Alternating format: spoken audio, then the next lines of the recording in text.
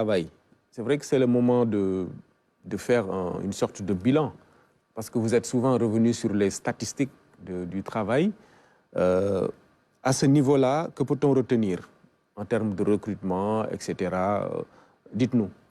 Si l'on considère les chiffres de 2022, par exemple, on va se rendre compte que pour les inspections régionales du travail, que nous avons eu à viser plus de 72 000 contrats. Je ne parle pas de ce qui a été fait par la Direction générale du travail qui se trouve au niveau central, le millier d'emplois. Je ne parle pas de ce qui se fait au niveau de l'inspection maritime où ce sont les gens de mer qui sont pris en charge. Je ne vous parle pas de ce qui a été fait en termes de Réundaomi, ce programme, vous le connaissez suffisamment. Je ne parle pas du recrutement au niveau de la fonction publique. Donc si c'était en termes de chiffres, comme vous l'indiquiez tout à l'heure, nous avons ces chiffres-là, ils sont significatifs. Mais est-ce que cela résout la demande d'emploi? Nous savons que chaque année que Dieu fait, nous avons une sorte d'affluence, disons, d'un flux de 300 000 jeunes qui tapent à la porte et qui sont demandeurs d'emploi. C'est un véritable défi que la structure de notre démographie et que c'est l'attente et la demande en termes de travail et d'emploi. Il y a ce qui est fait, qui est absolument important. Il y a ce qui est fait en termes de promotion même de l'auto-emploi, mais la demande, elle est encore là. Voilà pourquoi il nous faut avoir l'intelligence des situations, faire de sorte que les opportunités qui sont créées soient confortées afin que la stabilité qui prévaudrait dans notre pays donne davantage d'opportunités aux enfants. Cette question-là est une question prise en charge par le gouvernement. Avec les réponses que je viens d'indiquer, évidemment, il faut que nous continuions à avancer dans cette direction-là pour amplifier le mouvement et faire de sorte qu'il y ait davantage de perspectives pour les demandeurs d'emploi. Notons que la structure de notre démographie, qu'en atteste d'ailleurs le dernier recensement général de la population, ça, c'est une véritable équation qui devrait interpeller tous les Sénégalais. Alors, ces chiffres-là, lorsque vous les évoquez tels quels, en relation bien sûr avec ceux qui viennent sur le marché de l'emploi, vous voulez dire que c'est pas, la proportion n'est pas correcte Correcte, je ne sais pas à partir de quel niveau on va l'indiquer. Je dis voilà ce qui a été fait, mais est-ce que ça résout la demande de manière optimale au point qu'il n'y ait plus personne qui demande à être employé et qui ne trouve pas employeur? Non, ça, c'est pas possible. La réponse est non, en l'état. Donc ça veut dire qu'il y a encore des efforts à continuer à dérouler, à faire. Voilà pourquoi la question finalement... Les chiffres ne permettent pas de résorber la problématique, je veux dire. Non, je veux dire qu'il y a des opportunités qui sont créées. Ces opportunités-là, évidemment, donnent satisfaction à une large proportion de Sénégalaises et de Sénégalais en demande d'emploi, mais manifestement, comme vous l'avez dit, il y a encore des gens qui frappent à la porte et qui ne sont pas satisfaits. Ça veut dire qu'il faut redoubler l'ardeur.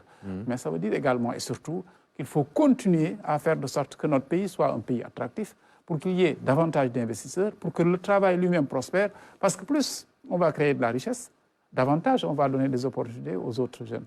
Voilà pourquoi, en fait, le visage de notre pays, le climat des affaires, ce que nous présentons à la face du monde, dans un monde qui est de plus en plus ouvert, où finalement il y a une sorte de compétition, voilà pourquoi ce visage-là, il est important. À nous de le profiler, à nous de faire de sorte que nous ayons suffisamment de stabilité pour que, au fond, les investisseurs viennent, à nous de donner également des opportunités pour que même des créateurs, simplement à titre individuel, puissent eux-mêmes investir et faire de sorte que des chances soient offertes au plus grand nombre. Est-ce que les éléments chiffrés que vous donnez intègrent cet autre secteur? Parce que vous êtes, je pense, dans le secteur formel. Mais on sait qu'il y a une complexité assez réelle dans un autre secteur qui est le secteur informel.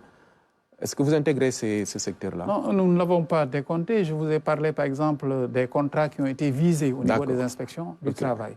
Je vous ai parlé du Réunomi, c'est maîtrisé. Je vous parle du travail, disons, de ceux qui interviennent dans le domaine maritime.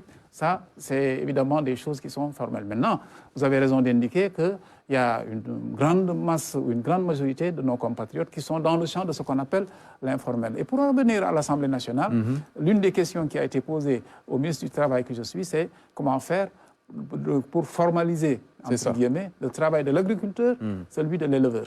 Et celui qui en parlait était quelqu'un qui était dans le monde de l'élevage et qui connaissait la situation. Mais bon, il faut bien que celui-là qui a des animaux et qui les élève et qui vit de ça puisse avoir une retraite. Il faut bien qu'il ait une protection sociale. La question, finalement, de la mutation de ce segment de l'informel pour essayer de le formaliser est une question que nous adressons également et qui est une question importante. Comment faire de sorte que l'écrasante majorité des travailleurs sénégalais qui sont dans ce champ-là, qu'on appelle le champ de l'informel, comment faire pour qu'ils acceptent de se formaliser. Se formaliser, ça veut dire faire quoi? Faire de sorte que quand on est malade, on puisse être soigné à moindre frais. Faire de sorte que quand l'âge nous rattrape et qu'on est à la retraite, qu'on ait une retraite conséquente. Ça veut dire comment faire pour qu'avec le travail du jour, on puisse évidemment couvrir ces lendemains. Eh bien, nous sommes engagés là-dessus également. Et au niveau de ce secteur, nous sommes en train, en tout cas en tant que département ministériel, de faire des avancées. Et nous essayons d'avancer et de montrer que cela est possible, en commençant par un segment. Premier, c'est le segment des artisans. Mais il faudra l'étendre également au monde, disons... Oui, mais avant même d'arriver à cette protection sociale souhaitée, il faut véritablement créer les conditions de travail assez optimales pour ces gens qui sont dans l'informel. Oui, les conditions de travail optimales. Vous savez, dans le champ de l'informel, ce qui est appelé informel, il y a vraiment à boire et à manger. Il y a des acteurs du champ de l'informel qui n'ont rien à envier à Oumar Nying ou à Samba Sy. Bien sûr. N'est-ce pas? Il y en a d'autres. Donc, c'est un tout composite. Qu'est-ce qu'il faut faire? Il faut évidemment que le travail soit un travail décent pour tout le monde. Et il faut évidemment que les travailleurs de l'informel comprennent qu'en distrayant une partie de leurs revenus pour simplement couvrir le champ du social, ils ne perdent pas de l'argent. Et ça, il faut tout un travail laborieux, minutieux, de persuasion et de conviction. Parce qu'il faut qu'on accepte de distraire dans ce qu'on a aujourd'hui quelque chose pour évidemment ce qui va advenir demain. La retraite, elle se prépare. Et ça, c'est sur la base de cotisation. Les accidents de travail, ça également, on le prévoit.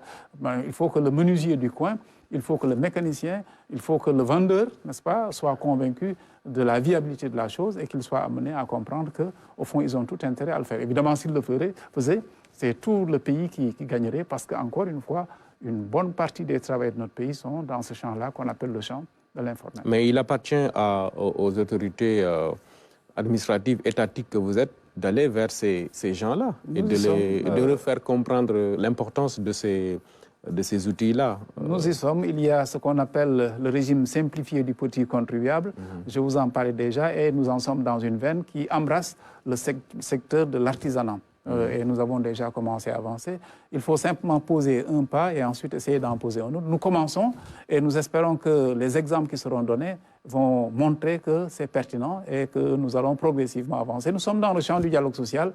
C'est en tout cas par le débat, comme vous l'indiquez, par la discussion que nous arriverons les uns et les autres à comprendre qu'il nous faut avancer. Il faut que nous formalisions de plus en plus notre économie et ça signifie qu'il faut que les acteurs acceptent de bouger, qu'ils soient agriculteurs, éleveurs ou pêcheurs.